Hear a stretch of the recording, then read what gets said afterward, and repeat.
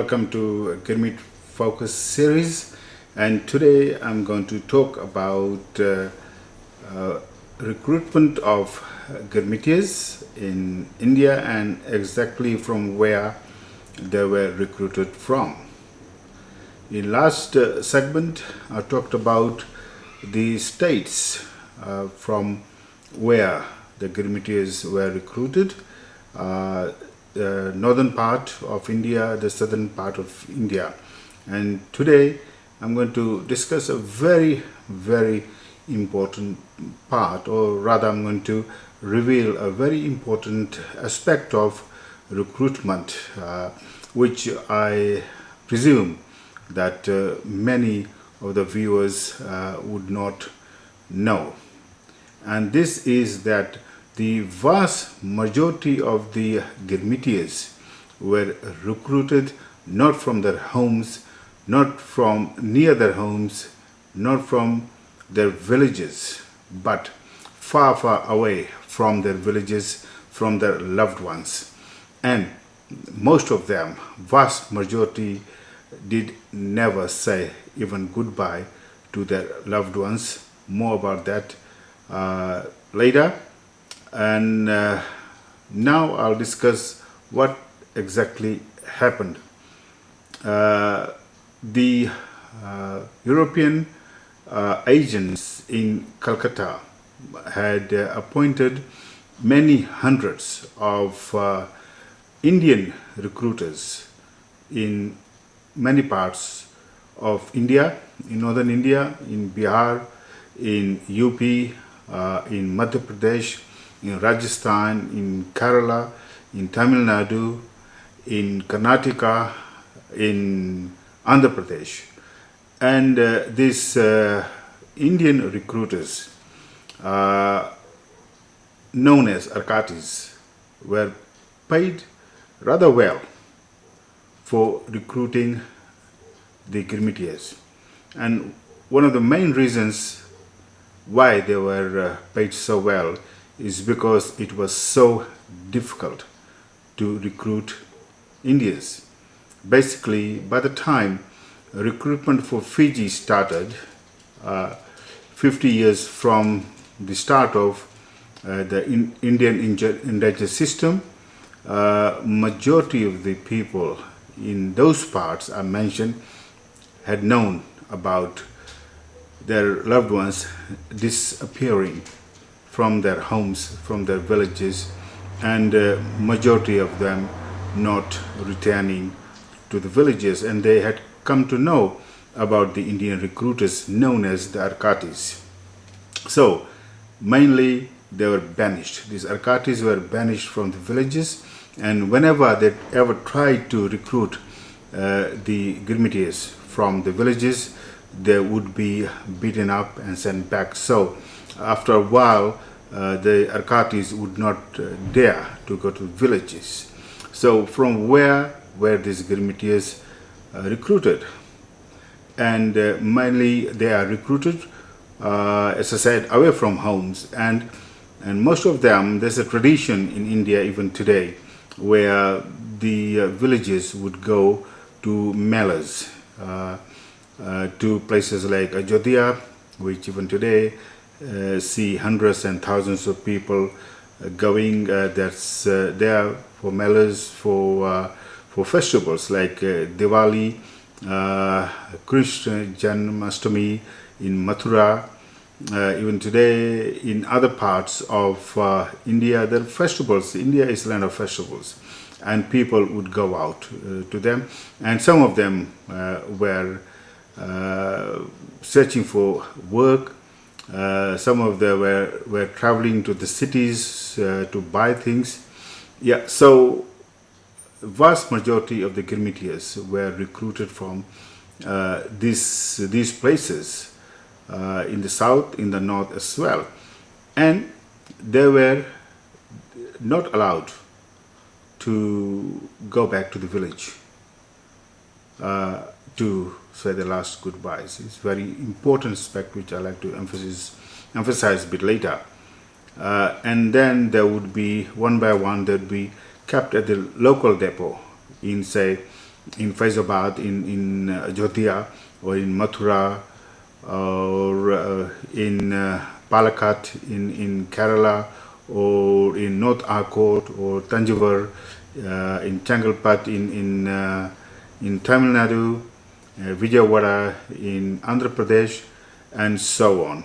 And remember, for a shipment to take off, a ship to take off to the destination in Fiji or any other colonies, they needed to have around 500 Girmitiyas. So slowly they'll be collected, and at this from these local depots, they'll be then transported to Calcutta and kept in a bigger depot in Garden Reach area, which is alongside the river Hooghly in Calcutta. And in case of South Indians, they were taken to Madras, and I'll talk more about this in the next session. And so the most important thing which I want to emphasize is that these Girmitiyas were not allowed, did not say goodbye to their loved ones, their parents, their sisters, their brothers, uncle, aunts, grandparents, grandmothers, the young boys and girls.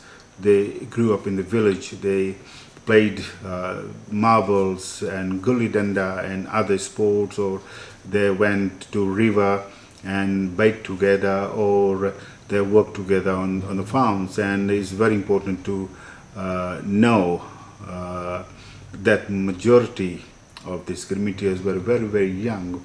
A lot of them were teenagers, and I say vast majority were under 25. And some of the single men, some of the married men had left their wives back in the village, and perhaps young children, and same for women. And so no goodbyes were said to anybody, and they were taken to Calcutta and Madras, and from there they were transported to Fiji and other colonies like Suriname, Ghana, Mauritius, Jamaica, South Africa, French Reunion. And I would like the viewers today to pause and think about these people, those people who never returned to their homes, to their loved ones. In Fiji's case, there were 25,000. About 40% of them did return, and majority of them returned in the early part of the Girmit from 1879 to around 1900. And quite a few of them, once they reached Fiji and saw what was happening and realized that they'll be living away from their loved ones, they did not even wait for 5 years. They brought back their Girmit, and they off they went, and they bought the passage. They paid their passage back to India, and some went after 5 years, and others who could not pay their passage back or buy back their Girmit, they left after 10 years when free passage was supplied according to the agreement. But in Fiji's case, 45,000 Girmitiyas were prevented from returning to their country, to their loved ones, and they were exiled permanently in Fiji. And once again, I request the viewers to think about them. Today there's a lot of people are living in diasporas. They are living away from their loved ones, either in Fiji or in India or in the Middle East or other countries, and they would probably realize the pain of separation. Even when people go on holidays for a week or a couple of weeks or a month, you will often hear them writing in Facebook or telling others that they want to return home because they're missing their loved ones, their parents, their children, their husbands, their wives. And but in this case, the Girmitiyas who were exiled in Fiji, they knew they will never see their loved ones ever again. And for them, each moment of their life would have been a hell. As we'll discuss later, they endured great physical pain. But today, I want the viewers to pause and think about the emotional, heartbreaking, soul-breaking experience they would have endured each moment of their lives as they realized, when they realized that they are not going to ever see their loved ones. They are not going to see their mother, their father, grandparents, their brothers and sisters, as I said.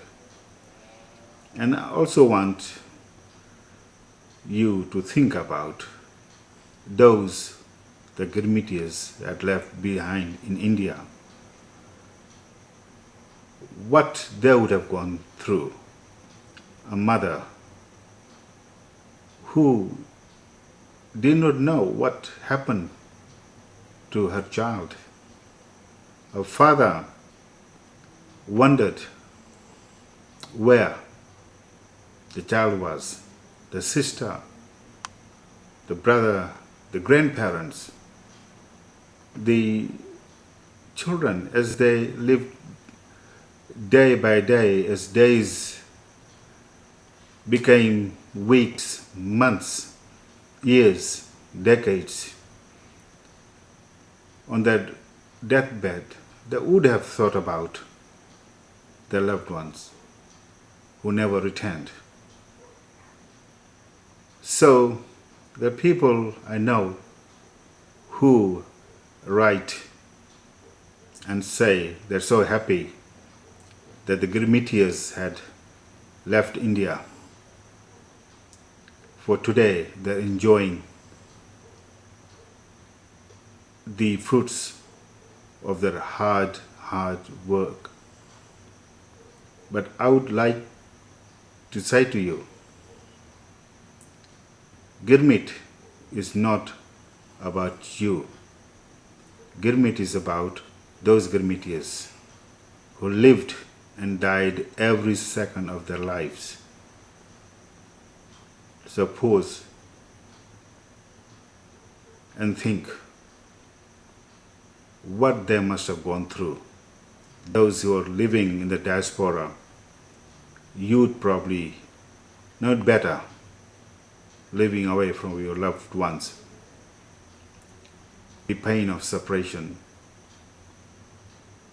So I end this session today on this note for you to realize it's all too good to say, I'm okay today. I'm living in Australia, in New Zealand. I've got everything I've got. And it's so great. The Girmitiyas had left India, the poverty, etc., etc., etc. No, it's not about you. It's about the Girmitiyas. And instead of thinking about you, take some time and think about them for a change. Next week, I'll talk about what happened at Calcutta and in Madras as they waited for the ships to arrive, and what happened when they boarded the ship for Fiji. Until then, it's goodbye. Thanks for watching.